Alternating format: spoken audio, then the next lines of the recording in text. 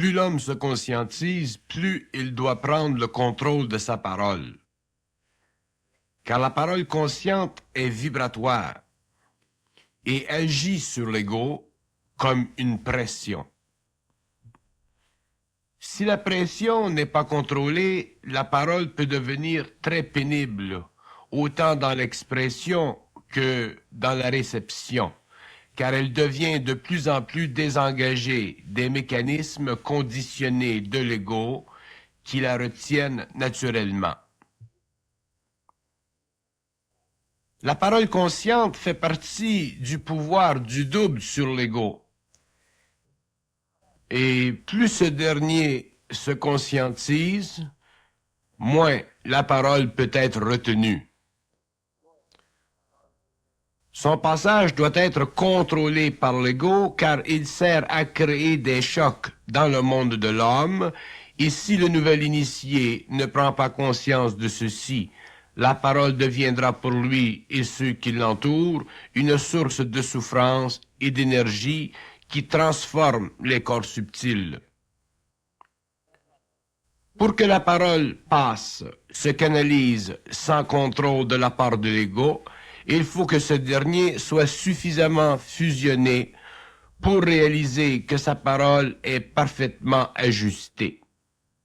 Le contrôle de la parole par l'ego devient une nécessité de plus en plus grande lorsqu'il commence à s'apercevoir qu'elle lui laisse connaître des choses ou qu'elle lui fait dire des choses qui ne devraient pas être dites.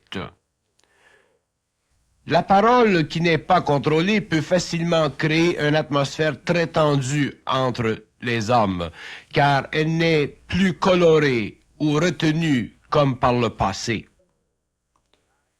Elle est de plus en plus libre, donc de plus en plus effective, et son efficacité doit être de plus en plus intelligente.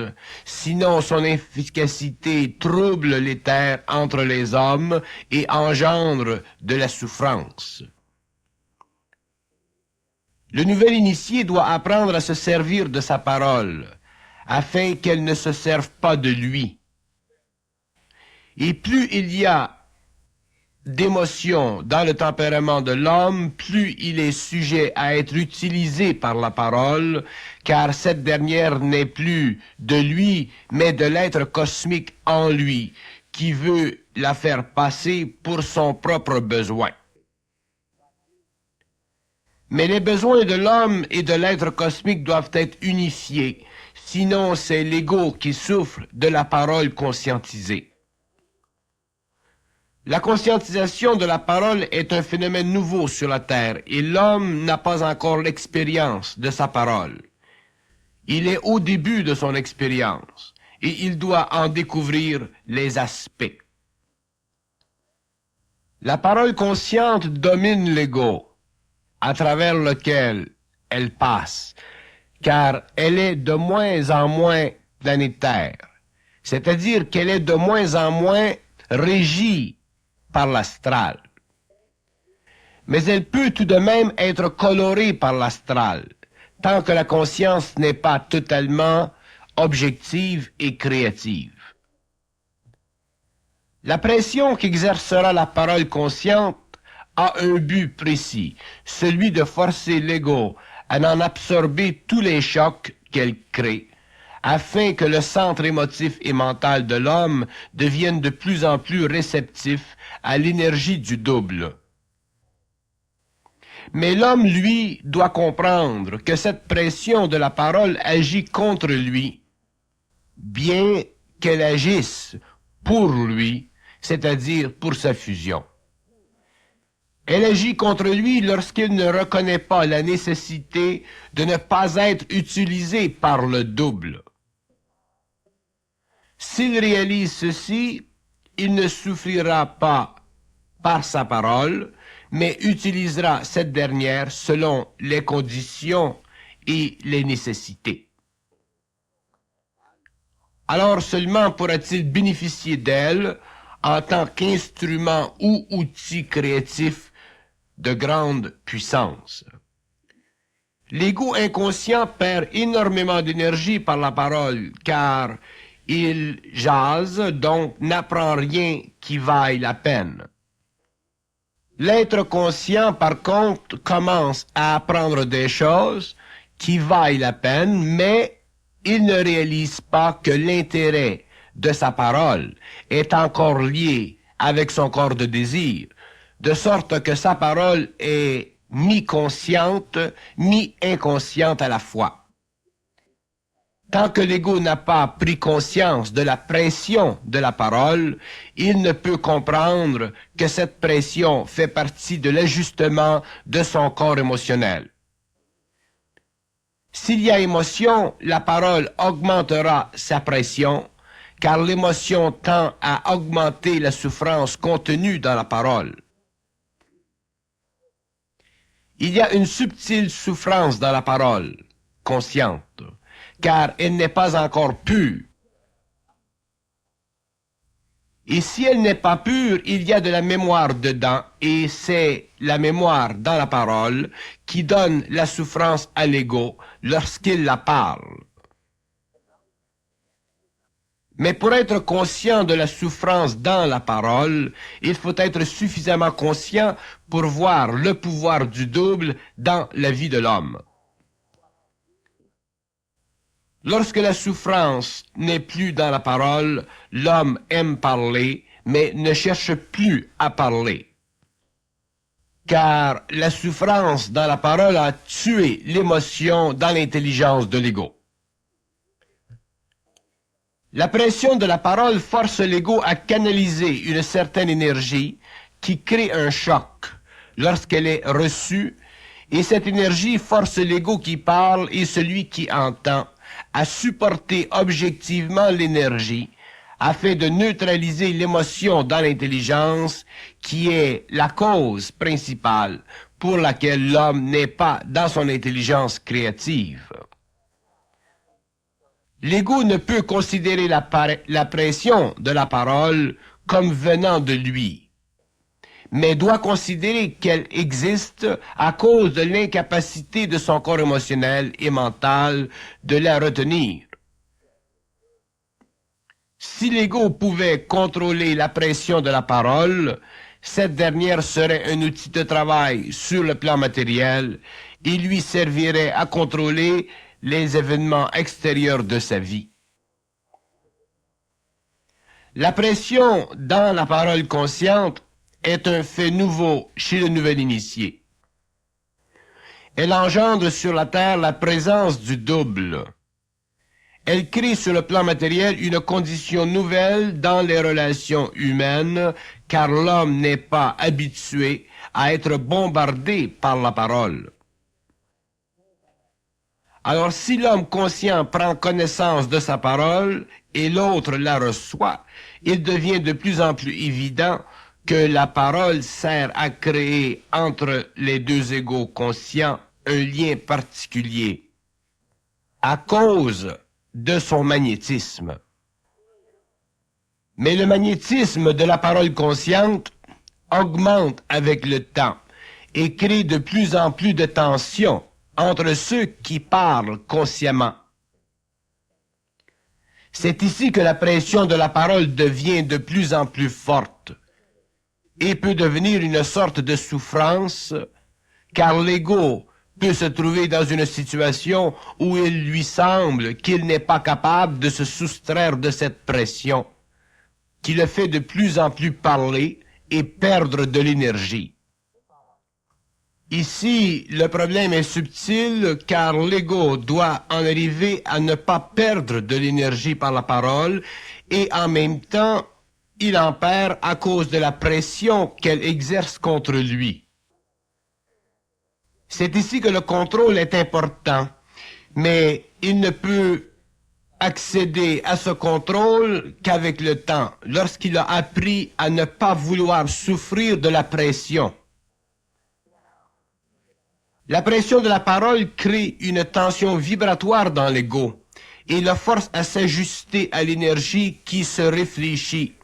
Et c'est un des aspects importants de cette pression.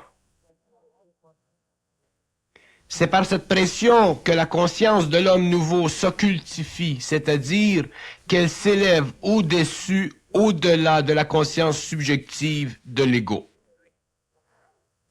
Tant que la pression dure, elle force l'ego à se déplacer, à se recentrer d'une autre façon.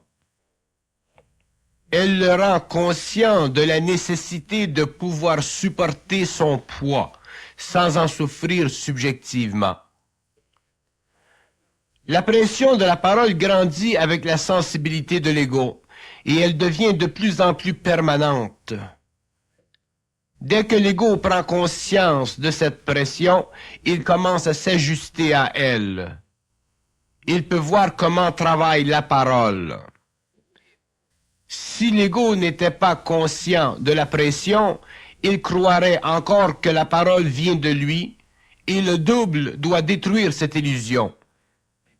Car il y va de la conscientisation de l'homme. La pression de la parole caractérise la relation entre le double et l'ego. Et de même que le double crée de la pression à travers les événements de la vie, de la même façon, il crée la pression à travers la parole pour forcer l'ego à ne pas succomber sous le poids psychologique qu'elle crée. Lorsqu'elle le force à utiliser des concepts ou des idées qui ne conviennent pas à la psychologie de l'être inconscient. La pression psychologique que crée la parole engendre suffisamment d'énergie dans le mental pour élever sa vibration et forcer l'ego à s'ajuster à une conscience nouvelle. Tant que la pression dure, l'ego vibre et se transforme. Le double se sert de la pression pour créer dans l'homme une nouvelle résonance, afin de s'habituer à sa conscience mentale supérieure. La conscience supramentale se développe sous pression. Elle s'ajuste sous pression, car elle ne peut avoir le rythme, la même dynamique et la même créativité que l'inconscience ou la conscience planétaire de l'homme. Pour que l'ego puisse canaliser l'énergie de l'intelligence, il lui faut être capable de supporter cette nouvelle résonance, et c'est ainsi que la pression de la parole permet de concrétiser dans le mental humain ce qui demeurait très abstrait pour l'être inconscient. Afin que l'ego puisse absorber le caractère abstrait et futuriste de la prochaine évolution, il faut que l'homme ait été forcé par la pression de la parole à accepter des données qu'il tend naturellement à ne pas vouloir incorporer dans sa conscience. La pression de la parole agit un peu comme l'eau qui crée un lit dans la rivière. Plus la pression de l'eau est grande, plus le lit est profond.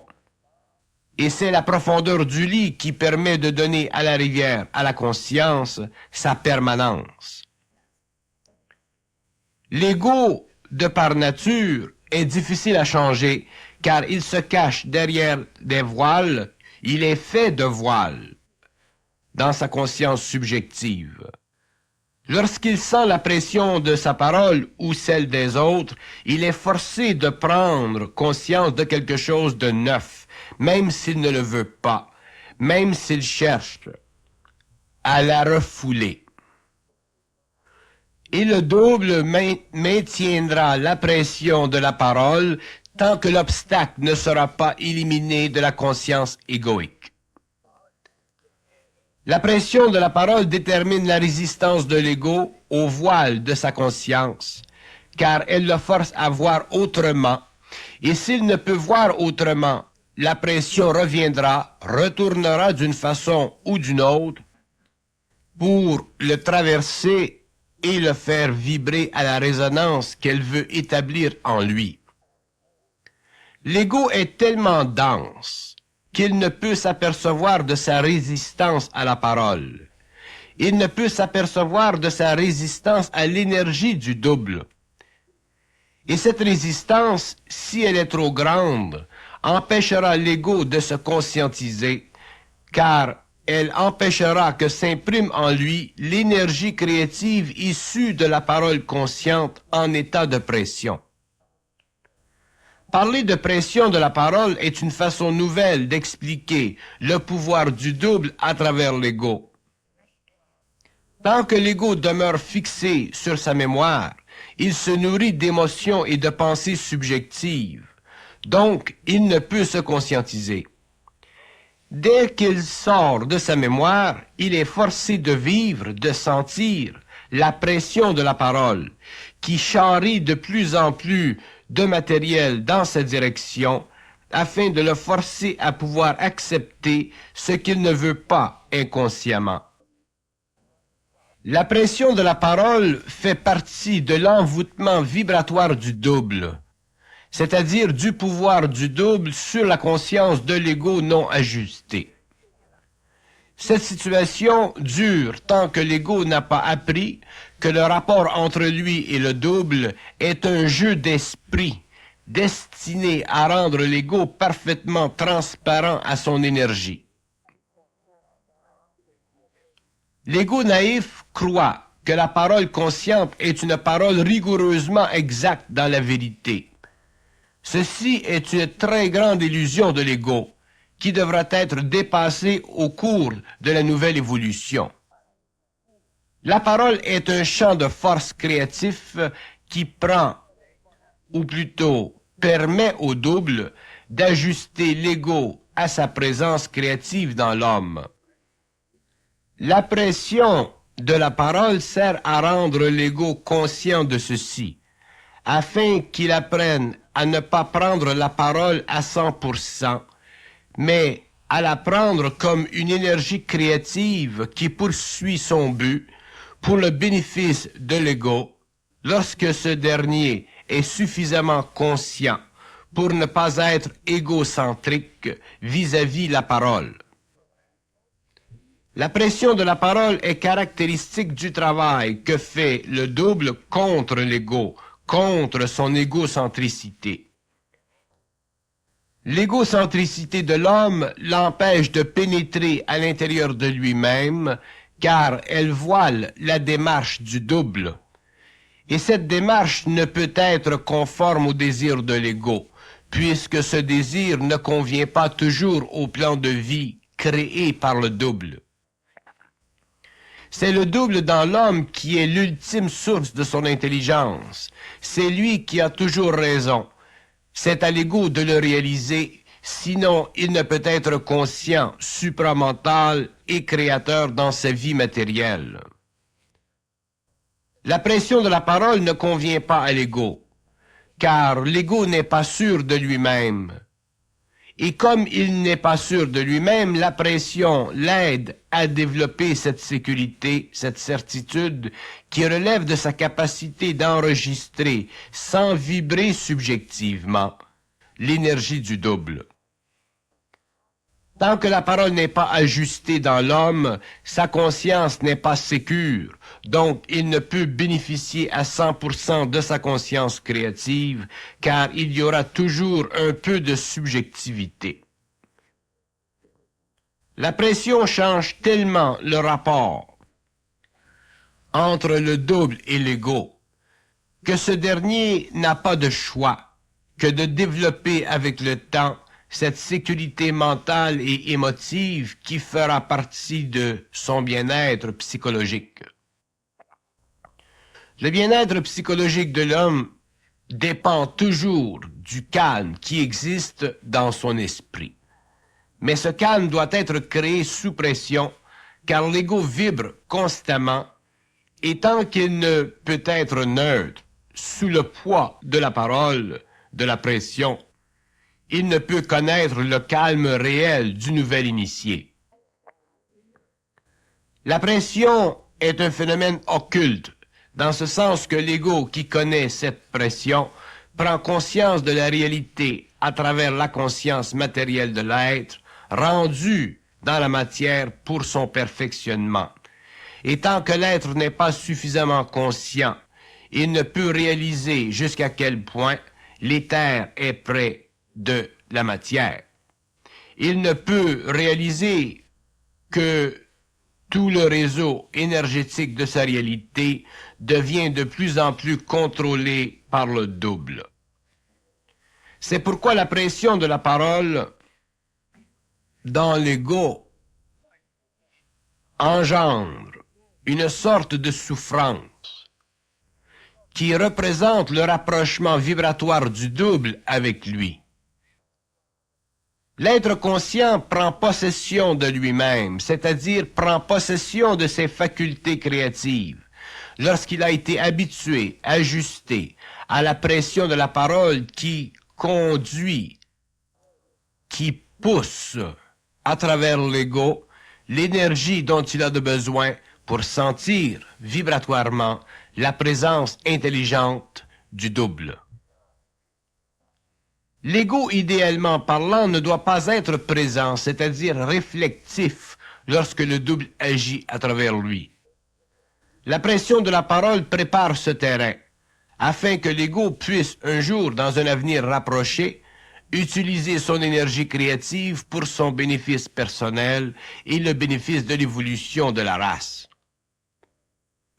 La pression de la parole, tant que l'ego n'est pas ajusté à elle, permet que l'être soit réceptif à certaines vibrations qui relèvent du pouvoir et de la présence du double à travers l'ego. Ces vibrations ou ces énergies créatives sont d'un nouvel ordre, donc elles créent une nouvelle psychologie et l'ego doit s'habituer à cette nouvelle psychologie. Car elle est l'infrastructure occulte de la race racine. Et cette infrastructure ne peut être créée sans que la pression fasse son travail contre la résistance naturelle de l'ego à une forme qui n'est pas sous son contrôle. La pression de la parole est créée par l'augmentation du pouvoir vibratoire du double lorsqu'il veut que l'ego s'ajuste émotivement et mentalement à une catégorie supérieure de l'énergie créative. Tant que l'ego vibre naturellement, c'est-à-dire en fonction de sa psychologie conditionnée, il ne peut prendre conscience de sa résistance. Dès qu'il prend conscience d'elle, il s'aperçoit qu'il n'est pas aussi solide qu'il voudrait se l'imaginer. Il s'aperçoit que la pression peut le soumettre à une énergie qui semble pénétrer un peu partout en lui, à travers les moindres failles dans la surface opaque de sa conscience subjective en évolution.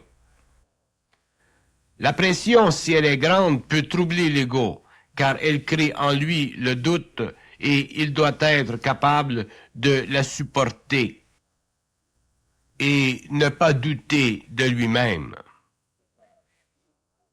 Le double connaît parfaitement l'ego, et lorsque l'ego peut subir la pression et ne pas vibrer subjectivement, il se connaît, car il ne doute pas de lui-même, puisqu'il ne vibre plus à la forme qui sert à le faire vibrer pour l'amener à un état de conscience supramentale, supra-émotive.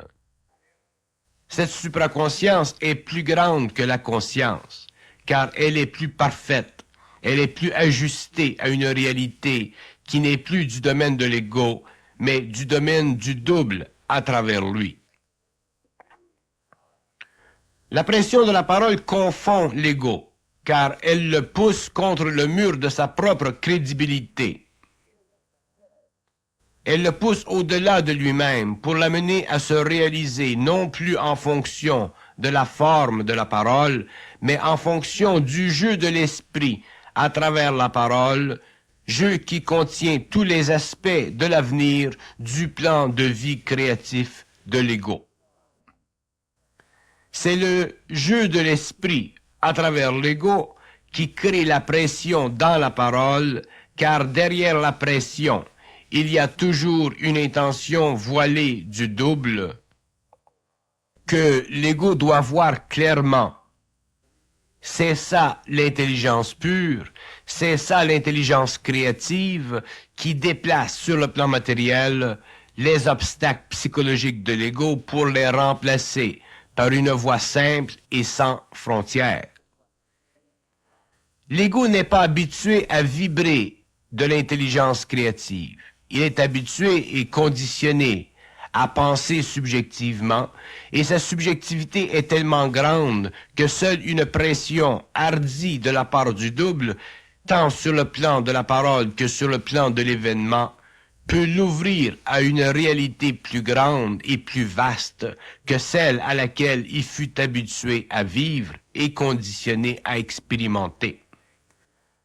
La pression de la parole, lorsqu'elle se fait sentir par un être supraconscient, crée chez un être moins élevé en conscience une résonance qui alourdit la conscience et qui fatigue l'ego à moins que ce dernier puisse la supporter. S'il la supporte, alors elle élève ses vibrations et le rend plus mental, car l'énergie ne colle plus à la paroi subjective de la conscience égoïque. Elle va directement à ses centres, et de ses centres, elle résonne et élève la vibration des corps subtils rattachés au centre. L'homme doit reconnaître que ces centres d'énergie sont éveillés par le choc et le maintien de la pression de la parole. Sans ce travail contre et sur l'ego, il serait impossible à l'homme conditionné de la 5e race racine de passer à un nouveau stage d'évolution, car il serait incapable d'absorber des idées nouvelles qui n'ont pas encore été testées par l'expérience et canonisées par l'histoire. Le nouvel initié est un initiateur dans le sens le plus ferme du mot, car il doit vivre selon une conscience qui institue dès qu'elle crée. Il n'a donc plus la capacité de regarder en arrière pour vérifier ses idées contre la mémoire de l'humanité. Il est obligé de les vivre dans l'instantanéité de sa conscience créative. Donc, la pression que crée la parole sur le psychisme humain est une force pénétrante et non seulement une condition psychologique que doit connaître l'ego par expérience. La pression de la parole caractérise la nouvelle voie de descente de la conscience supramentale sur la Terre. Elle a tendance à unifier les deux parties de l'homme, la partie supramentale supérieure et la partie inférieure. Dès que les deux parties sont parfaitement unifiées, la pression n'existe plus, car il n'y a plus d'espace de séparation entre l'ego et le double. C'est la fusion. La pression de la parole introduit l'ego à un domaine d'expérience psychologique qui ne relève plus de sa dualité, mais du travail que fait le double contre sa dualité. De cette expérience naît la liberté de l'ego. Tant que l'ego n'est pas capable de subir la pression de la parole, il est incapable de réaliser la dualité de ses émotions et de ses idées, car il ne voit que ce qu'il veut voir. Et le double doit lui faire voir ce qu'il doit voir. Cette condition de conscience est équivalente à la conscience supramentale, c'est-à-dire cette conscience qui est au-dessus de la suggestibilité de l'ego. La pression de la parole et la pression des événements engendrent dans l'ego une sorte d'angoisse, une sorte de désarroi, et il doit être capable de se situer au-dessus de cette condition qui n'est qu'un voile créé par le double pour affermir sa sécurité profonde et réelle. Tant que la pression serre le double, l'ego se conscientise et dépasse, sans s'en rendre compte au début, ses anciennes limites. Elle maintient dans l'ego un certain éther qui ne le laisse plus une fois qu'il est formé. Donc il s'habitue, bon gré mal gré, à vivre dans cet éther, et c'est cet éther qui devient son médium mental et émotif. Tout est éther, mais l'éther de l'homme inconscient est tellement astralisé qu'il ne sert plus de support pour le double. Il ne sert de support qu'aux forces astrales en lui. La pression de la parole instruit l'ego d'une énergie nouvelle. Et cette énergie détruit la mémoire psychologique de l'ego et le force à s'ajuster à son intelligence créative plutôt qu'à ses sentiments intelligents. La pression de la parole engendre une pression d'événements qui force l'ego à revoir constamment sa position vis-à-vis lui-même et les autres, afin de l'amener éventuellement à un état de centricité mentale qui lui permet d'être créatif et ne pas être affecté subjectivement dans sa créativité. La pression des événements et l'enchevêtrement des événements créent le matériel dont se sert le double pour défaire sur le plan humain les attitudes égocentriques qui troublent l'éther de l'homme et empêchent ce dernier ou les hommes conscients de bien construire ensemble. La pression de la parole peut facilement créer une traînée de poudre qui mène au baril des égos, qui explose lorsque l'ego n'est pas suffisamment conscient de lui-même et de ses illusions pour ne pas être ou ne pas faire partie du baril.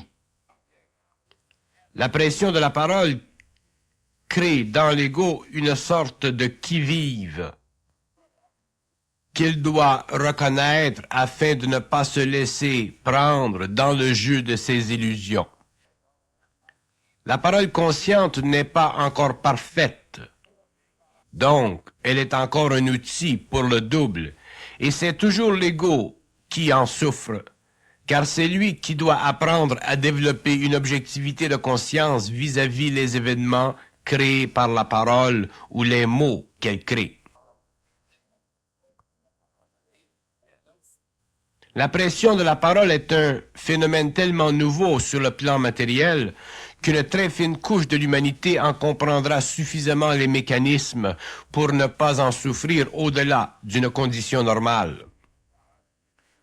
Le double peut facilement créer par la parole une congestion dans les événements créés par des êtres en conscience, car il sait que ces êtres sont encore remplis d'eux-mêmes, c'est-à-dire qu'ils ne sont pas libres encore de leurs désirs égocentriques.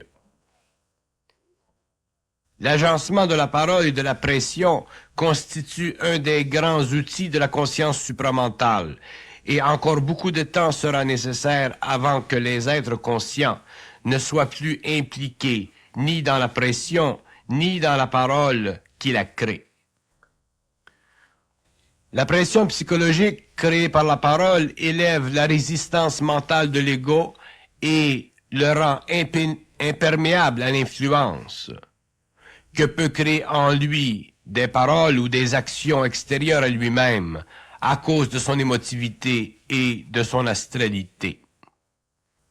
Donc cette pression psychologique, bien qu'elle puisse être désagréable par son interminable travail, forcera les êtres les plus intelligents dans leur centricité réelle à se retirer des situations de conflit qui peuvent de temps à autre faire irruption parmi ceux qui évoluent vers une conscience supérieure, mais non finalisée. La pression psychologique de la parole ou des événements rend l'ego suffisamment centrique avec le temps pour lui permettre de ne plus penser qu'il doit faire quelque chose pour quelque raison que ce soit qui ne lui convient pas parfaitement. Il n'y a pas que la spiritualité qui masque l'intelligence créative. L'homme conscient n'est pas aussi loin de l'influence astrale qu'il le croit. La preuve en est dans le fait que même les êtres dits conscients connaissent des conflits entre eux qui relèvent de la différente façon pour eux d'expliquer ce qu'ils ne voient pas et ne comprennent pas dans un plan d'ensemble qui va au-delà des conditions vues par l'ego à court terme. La pression psychologique créée par la parole engendre parmi les êtres sensibles et conscients une tension qui ne peut être brisée que par la parole créative elle-même, parole ajustée et parfaitement désengagée égoïquement. Tant que l'être conscient n'assume pas la responsabilité de la tension créée par la pression de sa parole non ajustée, il ne peut se considérer comme un être objectif. Il est donc incapable de faire avancer la cause ni implémenter l'effet de la conscience créative, même si ses intentions sont des plus louables.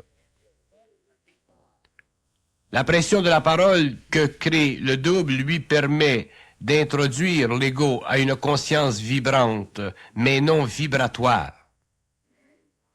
Une conscience vibrante est une conscience où l'émotion affecte le mental et prédispose l'ego à une souffrance quelconque. Tandis qu'une conscience vibratoire représente le passage créatif de l'énergie sans le moindre heurt contre l'ego. C'est cette sorte d'énergie qui supporte l'être humain sur tous ses plans. Tandis que dans le cas de la conscience vibrante, l'énergie crée un choc dans l'ego, et l'ego en souffre. Donc, la pression psychologique de la parole augmente la résistance de l'ego à l'énergie vibrante pour l'amener un jour à ne vivre que de l'énergie vibratoire, où sa conscience, sa centricité est à l'épreuve de tout choc créé de ou par l'extérieur. Lorsque l'ego comprend que la pression de la parole ou des événements ne fait que partie que du travail du double contre l'ego, ce dernier commence à ne plus pouvoir souffrir pour un rien. Il commence à comprendre la souffrance et à ne plus en souffrir psychologiquement.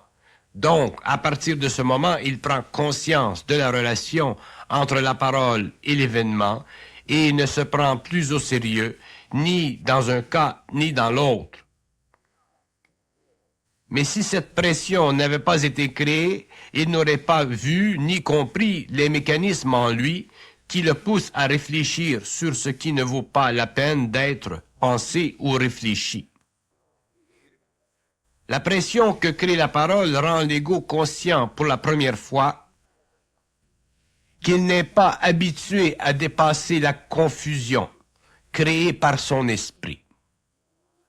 Elle démontre que tant qu'il vivait sous le parapluie psychologique, il évitait la confusion ou la subissait subjectivement.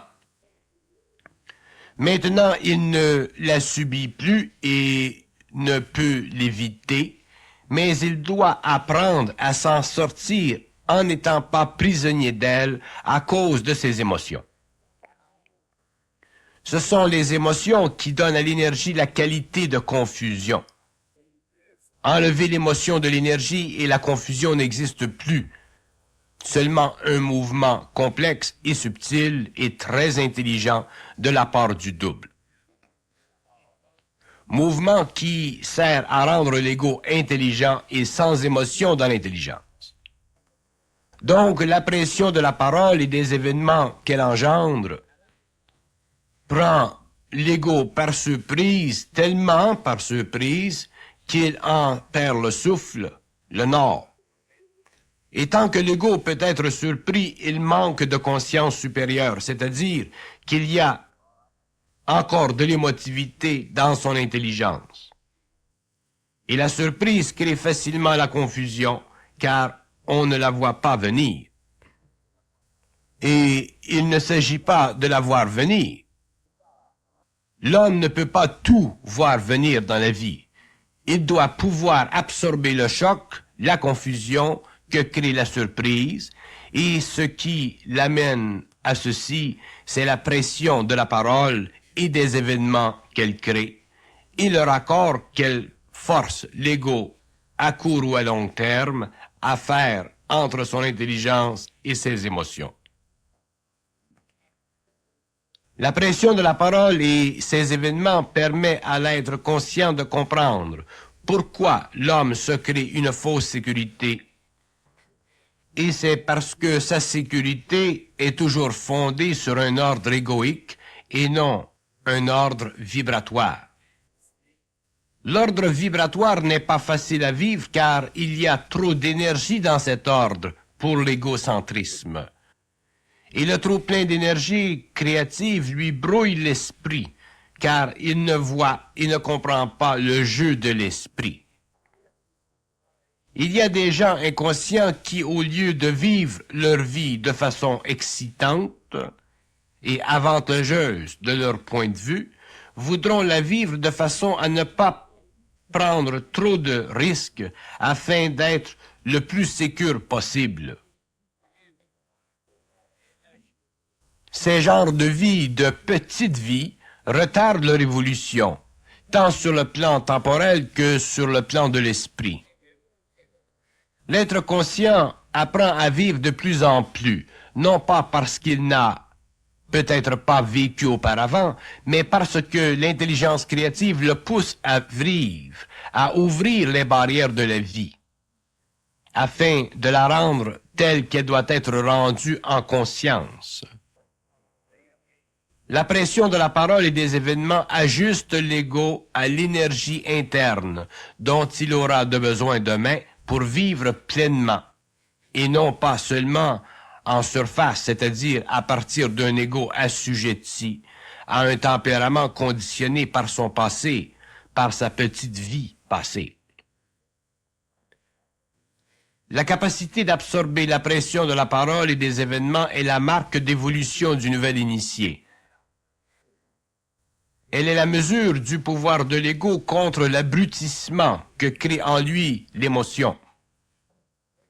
Cette marque sera toujours la marque qui discernera ceux-là qui peuvent supporter le poids de la conscience intégrale versus ceux qui ne peuvent supporter qu'une conscience spirituelle et encore trop égocentrique. Ceci ne veut pas dire que le nouvel initié doit s'assujettir à cette pression sans réagir, mais qu'il puisse la supporter sans fléchir, si elle se présente à lui à travers les conditions extraordinairement subtiles et complexes de l'intelligence créative du double. Les êtres inconscients dans le monde qui gèrent à quelque niveau que ce soit dans l'échelle sociale apprennent à supporter la pression des événements créés par les forces astrales en eux.